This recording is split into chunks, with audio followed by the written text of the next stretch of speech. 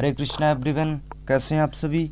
चलिए आज स्टार्ट करते हैं केमिकल प्रॉपर्टीज़ ऑफ ईथर। पहले हमने लेक्चर्स में पढ़ा था chemical properties of preparation of ether, लेकिन आज पढ़ेंगे उसकी केमिकल प्रॉपर्टीज़, यानी ईथर ग्रुप किस किस से अभिक्रिया करता है और किस किस से नहीं करता।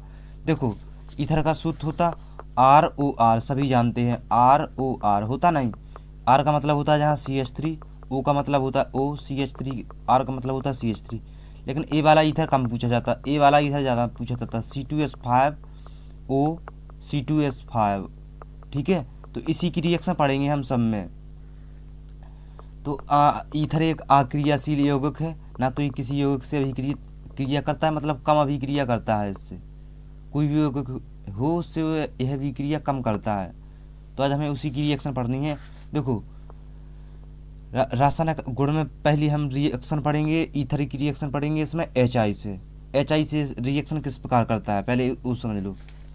ईथर 200 डिग्री सेल्सियस ताप पर हेलोजन अम्लों कहा थे HI के साथ अभिक्रिया करके एल्कोहल व एल्किल हैलाइड बनाते हैं। देखो कैसे, ये रहा आपका ईथर, जैसे हमने लिया CH3OCH3।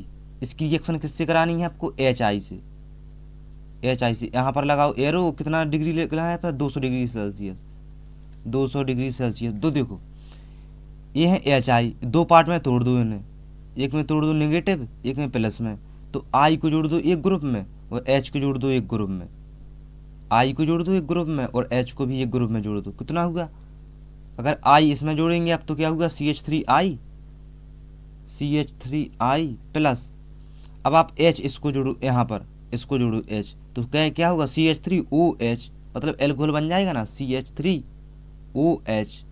तो इसे कहते हैं आयोडोमेथिन, इसे मेथिल एल्कोहल। क्या? Methyl alcohol. अब पढ़ेंगे हम इसकी एथिल एल्कोहल के साथ अभिक्रिया। एथिल एल्कोहल का सूत्र क्या होता है सभी जानते हैं, C2H5O C2H5। इसकी रिएक्शन किससे करानी है हमको? HI से। देखो, इसको तोड़ दो, इसमें I नेगेटिव, इसमें H प्लस। आपको ये पेपर में नहीं दिखाना। देखो, I को जोड़ दो एक ग्रुप में और एक ग्रुप में जोड़ दो H को, तो आप किसी ग्रुप में भी जोड़ सकते हैं। एक I में जोड़ सकते हैं, एक H में जोड़ सकते हैं। अब I को जोड़ दो इसमें तो क्या होगा? C2H5I और H को जोड़ दो इसमें, C2H5OH हो जाएगा ना। C2H5, एक H रहा, एक H को जोड़ दो यहाँ पर, तो क्या हो जाएगा? C2H5OH। तो ये रहा एथेनॉल, ये रहा आपका आयोडोमेथिन। तो अगली पढ़ेंगे इसकी रिएक्शन किससे। अब पढ़ लेते हैं असम्मित ईथर की। जैसे हम बोलेंगे CH3O C2H5, इस ईथर की पढ़ लेते हैं HI के साथ अभिक्रिया। ये रहा आपका HI, इसे दो पार्ट में तोड़ दो, I नेगेटिव IH प्लस। तो क्या हो जाएगा? एक ग्रुप में जोड़ दो I को और एक ग्रुप में जोड़ दो H को, लेकिन I को आपको वहाँ पर जोड़ना है जहाँ पर C कम हो। I आपको वहाँ जोड़ना है जहाँ C कम हो। डेफिनेटली C कहाँ कम है? C है यहाँ कम। आप यहाँ नहीं जोड़ सकते I को, क्योंकि यहाँ C 2 है और यहाँ पर C 1 है। तो I को जोड़ दो आप यहाँ पर, क्या हो जाएगा? CH3I plus. अब H बचा आपके पास, H जोड़ दो इसमें तो क्या हो जाएगा? C2H5O पहले से है, H जुड़ जाएगा तो C2H5OH, C2H5OH। चलिए ऐसा एक एग्जाम्पल और लेते हैं, एग्जाम्पल के थ्रू जैसे C2H5OCH3, इसकी रिएक्शन करानी है HI से। ताप सेम रहेगा, सब पे सेम 200 डिग्री सेल्सियस। इसकी अब कराओ, इसकी I वहाँ जुड़ेगा जहाँ C कम है, तो डेफिनेटली C यहाँ कम है, तो C यहाँ पर जुड़ेगा, ना कि यहाँ पर। आप यहाँ पर मत जोड़ देना, वरना पूरी रिएक्शन गलत हो जाएगी। तो I यहाँ पर, तो I जोड़ दो यहाँ इसमें CH3I। अब H बचा आपके पास, C2H5OH। चलिए अगली रिएक्शन इसमें, अगली रिएक्शन पढ़ते हैं इसमें PCl5 से अभिक्रिया। आप सभी जानते हैं, आप कितनी रिएक्शन पढ़ चुके हैं PCl5 के साथ। आप एल्कोहल की अभिक्रिया पढ़ चुके हैं, फिनॉल की अभिक्रिया पढ़ चुके हैं, कई प्रकार की। जब PCl अभिक्रिया करता तो उत्पाद के रूप में क्या बनता? POCl3। ये सभी जानते हैं, जानते कि नहीं जानते? यस, सभी जानते हैं। तो POCl3 तो उत्पाद के रूप में बनता ही है। चलिए हम कोई ईथर ले लेते हैं, जैसे हमने लिया CH3OCH3, इसकी रिएक्शन करानी है हमको PCl5 से। किससे करानी है? PCl5 से। देखो इसके पास है 5 Cl, एक Cl इस एल्किल समूह को दो और एक Cl दो इस एल्किल समूह को, एक Cl दो अब इस एल्किल समूह को और एक दो इस समूह को, तो क्या हो जाएगा? लिखो CH3Cl, एक Cl आपने इस समूह को दिया तो क्या होगा? हो जाएगा CH3Cl। अब देखो कोई भी होगा कि जब PCl5 से अभिक्रिया करता है तो POCl3 तो बनता ही है, उसमें कुछ हो जाए POCl3 तो बनता ही है। तो सब हो गए फिट। 5 Cl थे ना, एक Cl, 2 Cl, एक 3 Cl, 5 Cl हो चुके हैं। अब पढ़ेंगे इसकी रिएक्शन C2H5OH से, C2H5O C2H5, इसकी रिएक्शन पढ़ेंगे PCl5 से। ये रहा आपका PCl5, ये रहा एरो। देखो कितने Cl हैं? 5 Cl हैं, एक Cl इस एल्किल समूह को दो और एक Cl इस एल्किल समूह को दो। जैसे C2H5 इस एल्किल समूह को दिया तो कितना हो गया? Cl प्लस एक Cl आपने इस एल्किल समूह को दिया तो C2H5Cl, और POCl3 हर प्रोडक्ट के रूप में बाहर होगा। POCl3 सभी जानते हैं, POCl3 बाहर होता जब PCl5 किसी यौगिक से अभिक्रिया करता। समझ में आ रहे हैं? सभी को समझ में आ रहे हैं? यस, आप नोट्स बना रहे हैं तो आपके लिए अच्छे से हम लिख के लाए हैं। अगली पढ़ेंगे इसमें एसिटिल क्लोराइड से अभिक्रिया। किससे पढ़ेंगे? एसिटिल क्लोराइड से अभिक्रिया। देखो एसिटिल क्लोराइड का सूत्र क्या होता है? किसी रिएक्शन से पढ़ने से पहले उसका सूत्र आना चाहिए, अन्यथा आप कोई रिएक्शन कर ही नहीं सकते। देखो एसिटिल क्लोराइड का सूत्र होता है CH3COCl, तो इसकी रिएक्शन पढ़ेंगे हम ईथर से। किससे पढ़ेंगे इसकी रिएक्शन? ईथर से।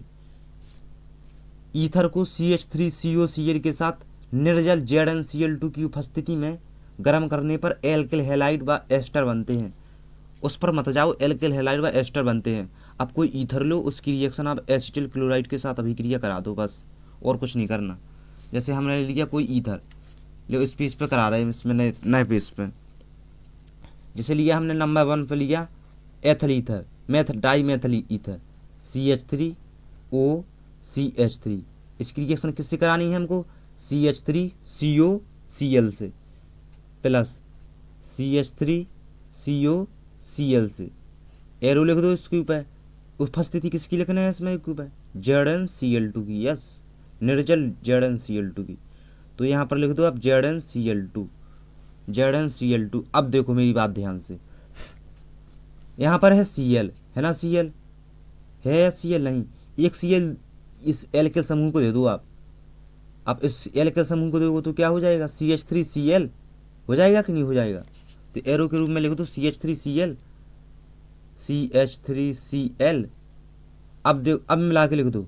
अब क्या बचा आपके पास? CH3CO बचा और आपके पास एटम्स बची।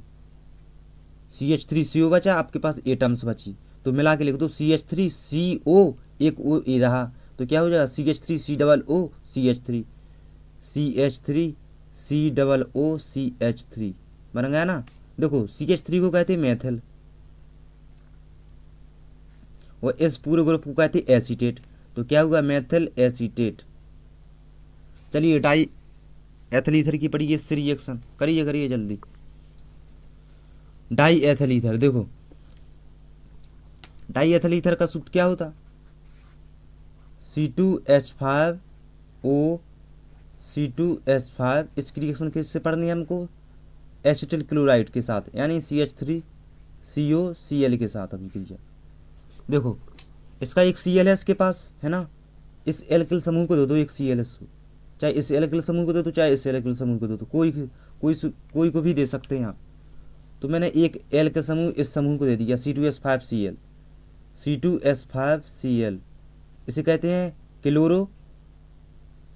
2 C हैं तो क्या होगा? एथेन, तो लिखते हैं क्लोरो एथेन। क्लोरोएथिन। अब इसे मिला के देख लो, C2H5Cl तो चला गया। अब आपके पास कौन कौन सी टर्म्स बची, एक तो CH3CO C2H5, यानी आपके पास बची CH3, ये रहा आपका CH3CO, एक और ये रहा क्योंकि ये गया नहीं अभी, CH3COO C2H5। देखो दो सी हैं तो दो सी को कहते हैं एथिल, सभी जानते हैं ये बात, एथिल। और इस पूरे ग्रुप को कहते हैं एसीटेट, CH3COO को। तो क्या हुआ, एथिल एसीटेट। तो अपने मेथिल एसीटेट भी बना लिया, एथिल एसीटेट। तो ये रहा आपका एथिल एसीटेट। अगली पढ़ते हैं इसमें रिएक्शन हैलोजनीकरण। हैलोजनीकरण बहुत इंपॉर्टेंट रिएक्शन है, इसे मिस मत करना। हैलोजनीकरण एक इंपॉर्टेंट रिएक्शन है।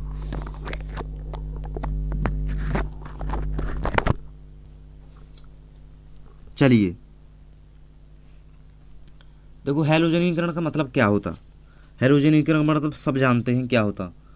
हैलोजनीकरण का मतलब होता किसी यौगिक में Cl2 का जुड़ना, यानी किसी हैलोजन ग्रुप का जुड़ना, सभी जानते हैं हैलोजनीकरण। या तो आप Br2 जोड़ सकते हैं या तो आप Cl2 जोड़ सकते हैं। तो ईथरों का हैलोजनीकरण